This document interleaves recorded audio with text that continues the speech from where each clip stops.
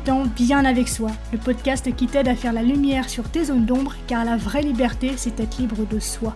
Je suis Marie Perron, coach PNListe, et je suis ravie de vous retrouver dans ce tout nouvel épisode.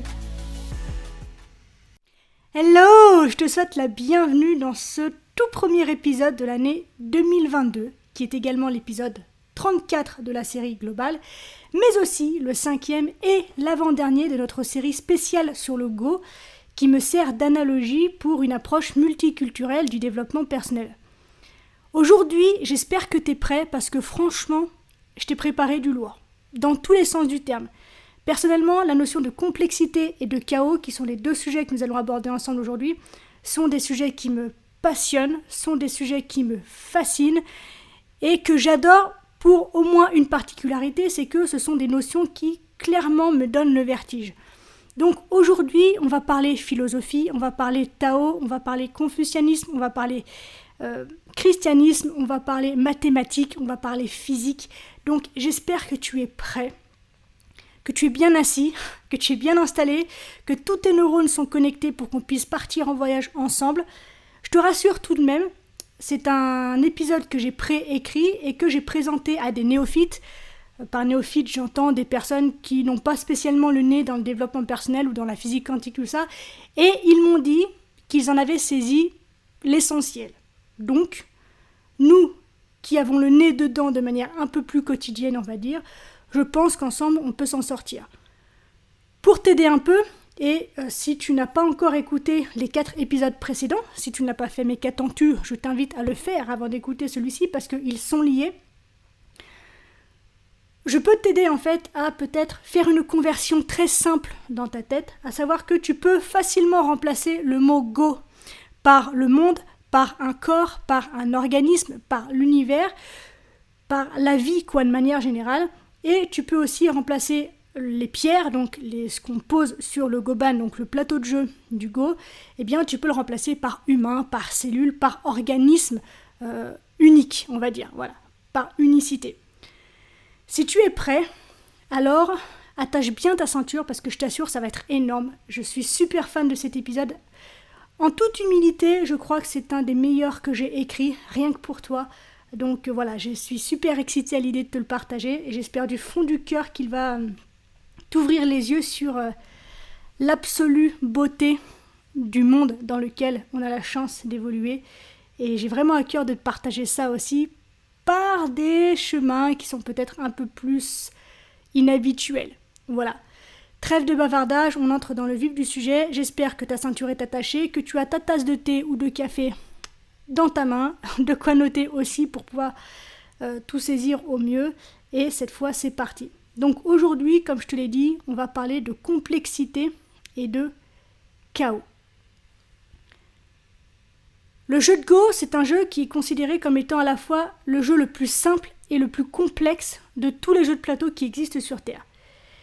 Et c'est vrai, je te l'ai déjà expliqué dans les tout premiers épisodes, que les règles du jeu de Go sont extrêmement faciles à appréhender et peuvent vite permettre en fait à n'importe quel joueur d'accéder à un véritable plaisir de jouer. Mais ces principes super simples de prime abord laissent vite place à la complexité et au nombre infini des possibilités qui s'ouvrent aux joueurs.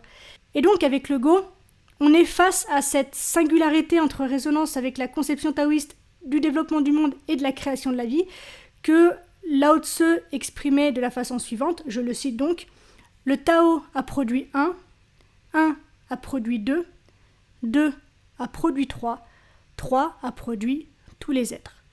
Dans cette esquisse tracée par le fondateur du taoïsme, les principes yin et yang, créés par un souffle d'énergie, s'associent pour former une harmonie, donc le principe 3, d'où découle le monde dans son intégralité et dans sa complexité. Et en y regardant d'un peu plus près, eh bien, on comprend que le monde n'est pas formé d'une multiplicité de choses et d'êtres différents aux qualités essentielles, mais tout simplement d'un double principe dont le rapport dynamique engendre la totalité des choses et des phénomènes. Et d'ailleurs, dans le texte original, en chinois donc, l'expression « tous les êtres » de la dernière ligne que je viens de te citer de Lao Tse, eh bien, cette ligne est en réalité formulée littéralement par les 10 000 êtres. Et Cette tournure très spécifique est une convention commune dans la tradition chinoise et elle vise l'expression du monde dans sa globalité en considérant ce nombre comme étant supérieur aux capacités d'entendement humaines en fait. Et d'ailleurs, est-ce que les pierres noires et blanches du jeu de Go ne te rappellent pas quelque chose ? Je pense que, comme moi et depuis le début tu as l'image en tête, elles sont effectivement de la même couleur que les deux parties qui construisent, qui fondent le yin et le yang. Et à travers ces deux principes très simples, le Go propose également une multitude de situations qui ressemblent beaucoup aux principes de l'enseignement dispensé donc par Lao Tzu. Et dans le Yi Jin, que j'ai déjà évoqué avec toi dans le 2e épisode de cette série, la métaphore est beaucoup plus précise, puisque, en effet, le Yi Jin est considéré comme un microcosme à l'image du monde réel, et donc il propose, là où les anciens sages chinois parlaient des 10 000 êtres, un nombre beaucoup moins poétique, mais ô combien plus expressif, à défaut d'être réellement compréhensible, grâce aux mathématiques. Attention, nous y voilà.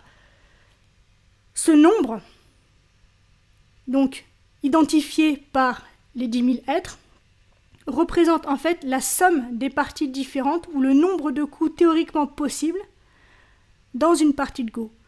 Et donc ce nombre qui, a priori, donc traduit le tous les êtres évoqué par Lao Tzu, ce nombre donc du Go est facilement calculable.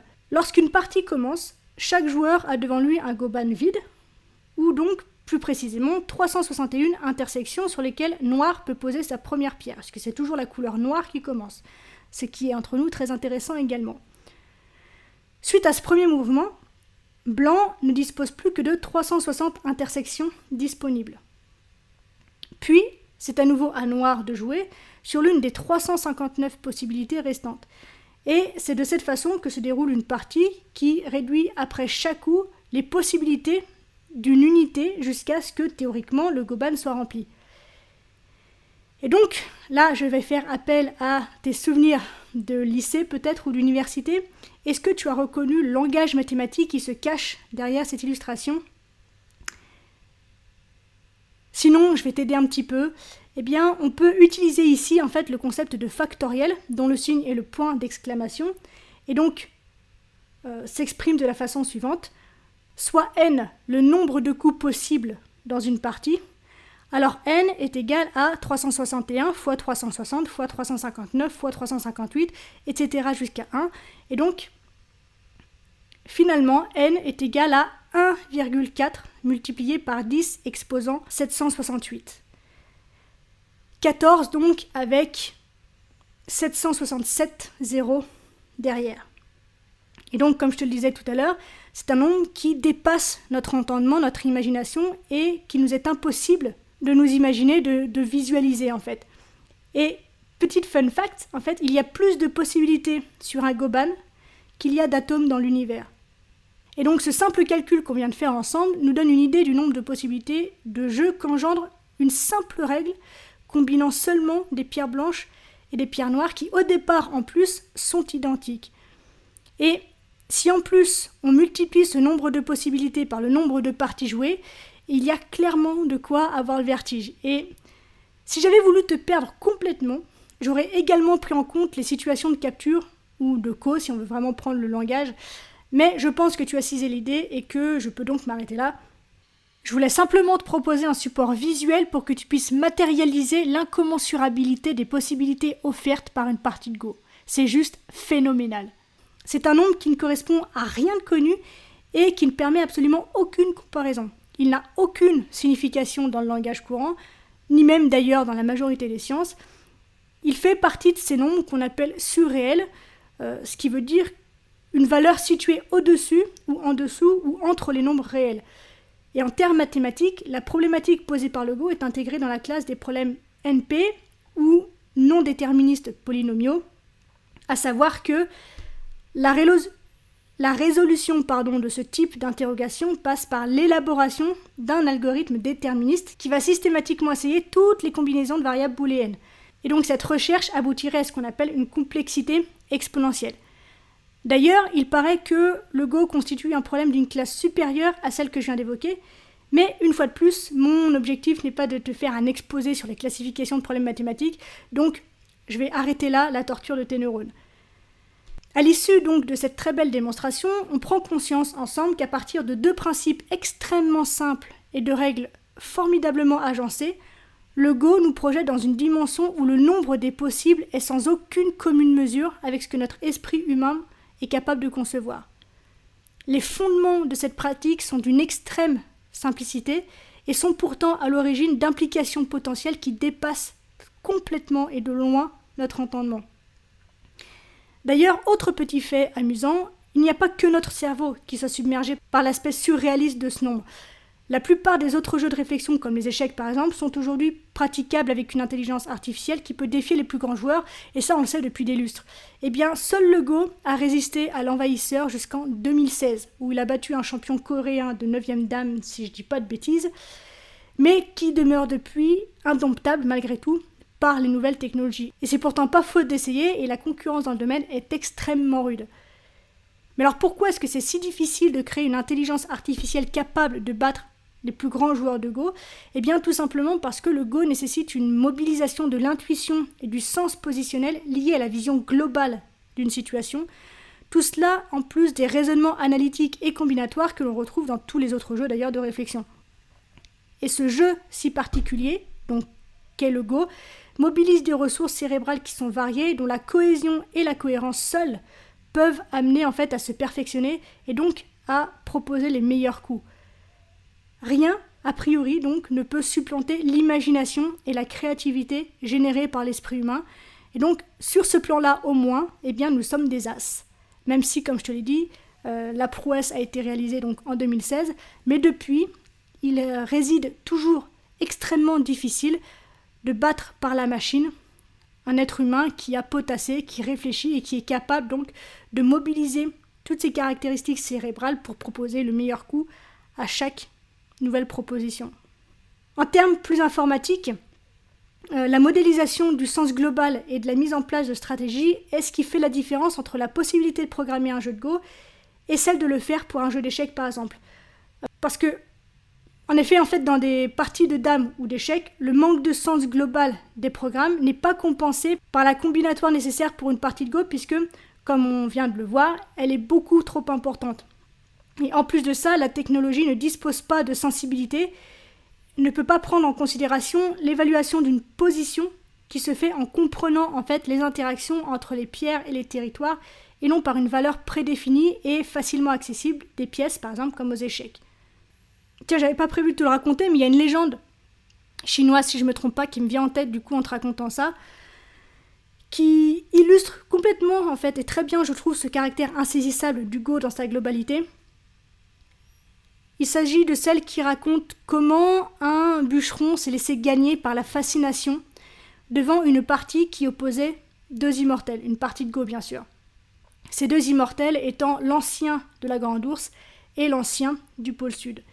Il était tellement captivé par cette partie que le reste du monde n'avait plus aucune importance à ses yeux.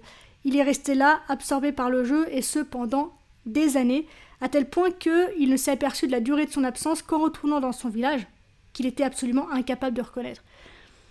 Et la métaphore s'arrête là, et je trouve qu'elle est extrêmement belle pour souligner subtilement le fait que le Go est un monde bien trop vaste pour être parcouru par un humain dans une seule vie.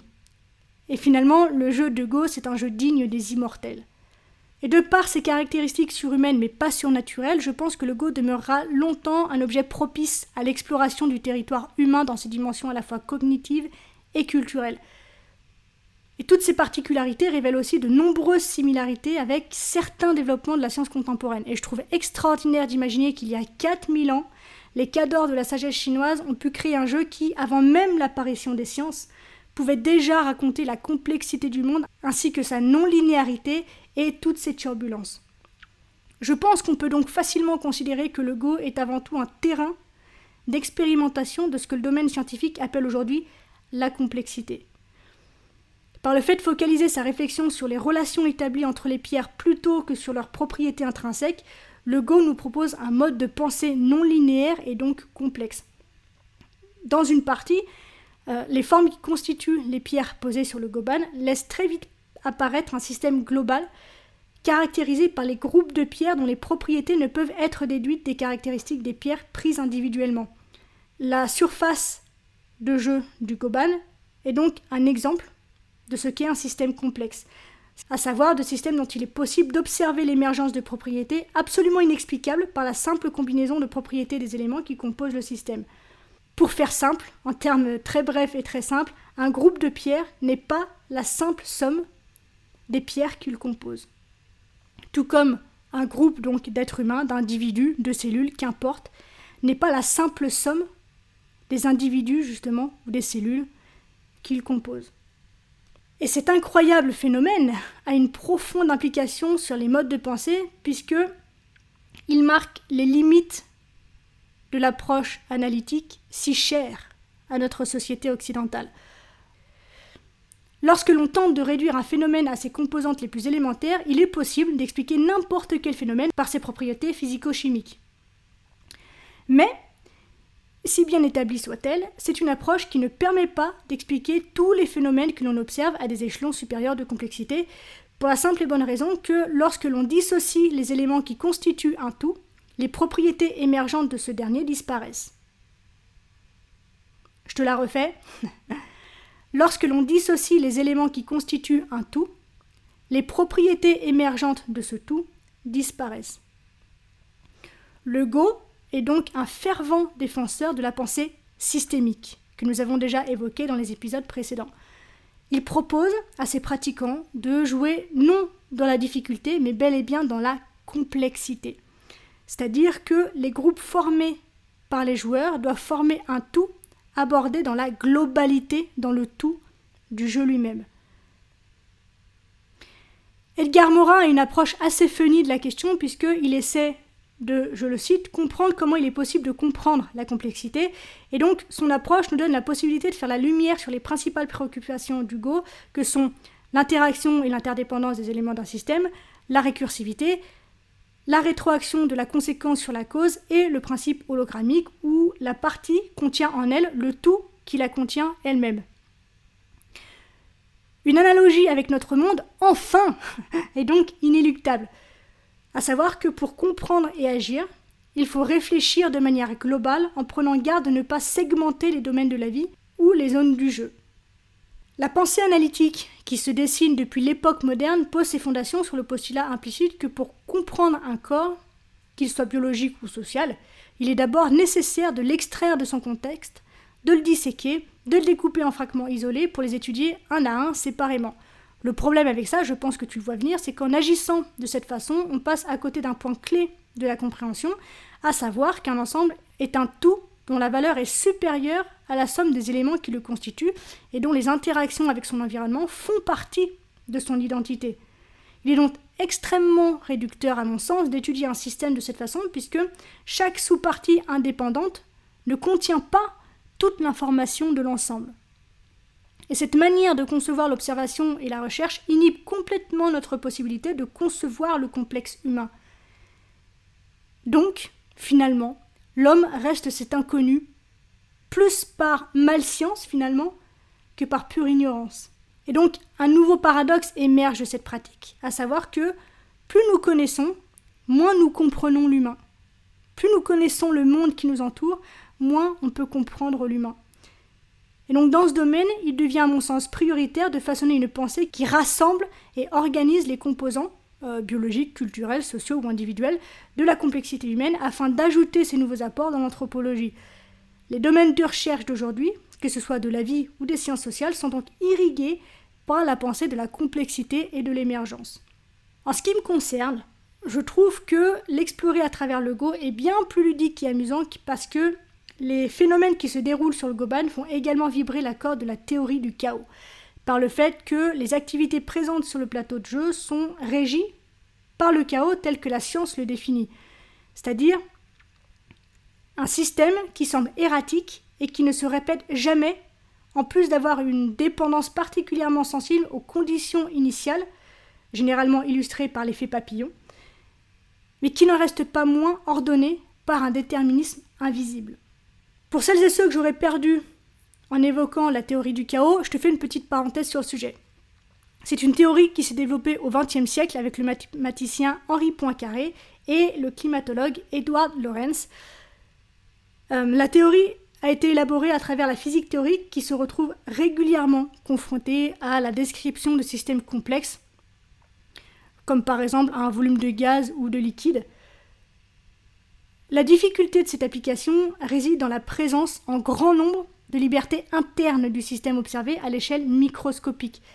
La révolution est arrivée lorsque les scientifiques se sont aperçus qu'une dynamique d'une grande complexité pouvait résulter d'un système tout simple dont le nombre de libertés était considérablement réduit, pourvu en fait qu'il possède cette extrême sensibilité aux conditions initiales. Ces références à la notion de liberté te renvoient à l'épisode 33, si tu as du mal encore à raccrocher les wagons. Je ferme ici la parenthèse sur la théorie du chaos.